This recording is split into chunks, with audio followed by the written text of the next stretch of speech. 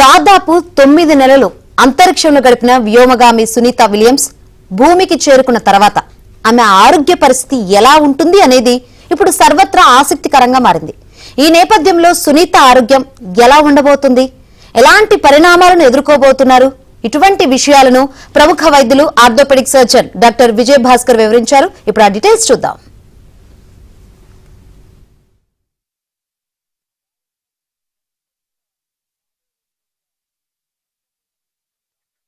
నాసాకు return వచ్చే విషయంలో ఒక 9 నెలలు సునీత విలియమ్స్, సన్నీ విలియమ్స్ అంటారు, తను రిటర్న్ రావడాన్ని మనం పరిగణలోకి తీసుకొని తన ఆరోగ్య పరిస్థితి గురించి మనం చర్చించుకోవాల్సిన అవసరం ఉంది.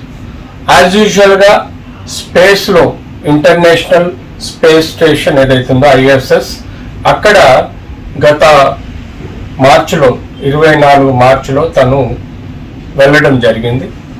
అప్పుడు అక్కడ రిటర్న్ రావడానికి ఇబ్బంది తను గత 9 నెలలుగా విలియమ్స్ అలాగే 2 ఆస్ట్రోనాట్స్ ఉండిపోవడం జరిగింది. తద్వారా ఇప్పుడు రిటర్న్ రావడానికి ఏ సమస్యలైనా తలెత్తుతాయా అన్నది చూడాలి. ఇవాళ తను రిటర్న్ బయలుదేరనుంది స్పేస్ ఎక్స్ మరియు నాసా ఆధ్వర్యంలో. సో మనం యూజువల్గా చూస్తే, హెల్త్ పరంగా చూస్తే, జీరో గ్రావిటీ స్పేస్ స్టేషన్లో ఎన్నో సమస్యలు తలెత్తే ఆస్కారం ఉంది. అంటే మనకు హెడ్ టు టో చూసుకుంటే మనకు మానసికంగా ఒక ఐసోలేటెడ్ ప్లేస్లో ఎక్కువ రోజులు ఉండటం వల్ల మనకు బ్రెయిన్లో కొంత ఫ్లూయిడ్ ఓవర్లోడ్ వల్ల, అంటే బాడీలో ఉండే ఫ్లూయిడ్స్ అన్ని బ్రెయిన్ హెడ్ సైడ్ అక్యుములేట్ అయ్యే ఆస్కారం ఉంటుంది. కాబట్టి ఫేసు, బ్రెయిన్, హెడ్లో కొన్ని సమస్యలు, అంటే మానసికంగా దెబ్బతినడం అనుకోండి, లేకపోతే వట్టిగో అనుకోవడం అండి, కళ్ళు తిరగడం అనుకోండి, ఎన్నో సమస్యలు రావచ్చు. ఎక్కువగా రేడియేషన్ బారిన పడ్డప్పుడు కూడా ట్యూమర్స్, బోన్ ట్యూమర్స్ రావచ్చు, skin tumours, skin cancers, bone cancers, muscle cancers, అలాగే ఏవైనా క్యాన్సర్స్ రేడియేషన్ వల్ల ఎఫెక్ట్ కావచ్చు.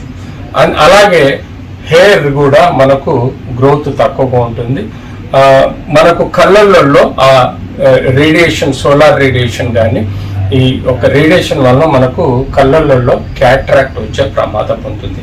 అంతేకాకుండా మన ఫేషియల్ నుంచి టోస్ వరకు ఉండే మజిల్స్ ఏవైతే ఉంటాయో, ఈ మస్కులర్ అట్రోఫీ, అంటే మజిల్ ఎప్పుడైతే వాలంటరీగా ఎర్త్ మీద మనకు మూమెంట్ అయినప్పుడే మజిల్ పవర్ పెరిగే ఆస్కారం ఉంటుంది.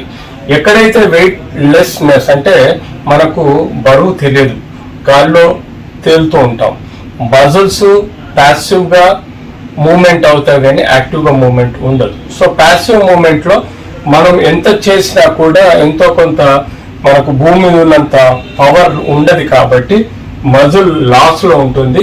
అంతేకాకుండా మెదడులో డిస్ఓరియంటేషన్, అంటే డిటెరియోరేషన్, అంటే తను తాను ఇంబ్యాలెన్స్గా ఫీల్ అవ్వడం, తను తాను లైట్నెస్గా ఫీల్ అవ్వడం, తనలో సమస్యలు రావడం ఉంటుంది. అంతేకాకుండా ఆస్టియోపీనియా ఆర్ స్కెల్టల్ ప్రాబ్లమ్స్, ఇందులో మనకు ఎక్కువగా ఈ యొక్క కాల్షియం, విటమిన్ D3 ఎంత స్టఫ్డ్ ఫుడ్ ఇచ్చినా కూడా, అంటే కాల్షియం, విటమిన్ D ఇచ్చినా కూడా కొంత మేరకు ఇది మజిల్ యాక్షన్ లేకపోవటం వల్ల బోన్కి సఫిషియెంట్గా బ్లడ్ సర్క్యులేషన్ అనుకోండి, లేకపోతే బోన్కి విటమిన్ D డిఫ్లిషన్ రావడం అనుకోండి, వీటి వల్ల మనకు ఒక బోన్ వీక్ అవ్వడం, ఆస్టియోపోరోసిస్ అనే వ్యాధి రావడం, ఈజీగా ఫ్రాక్చర్స్ అయ్యే ఆస్కారం కూడా ఉంటుంది.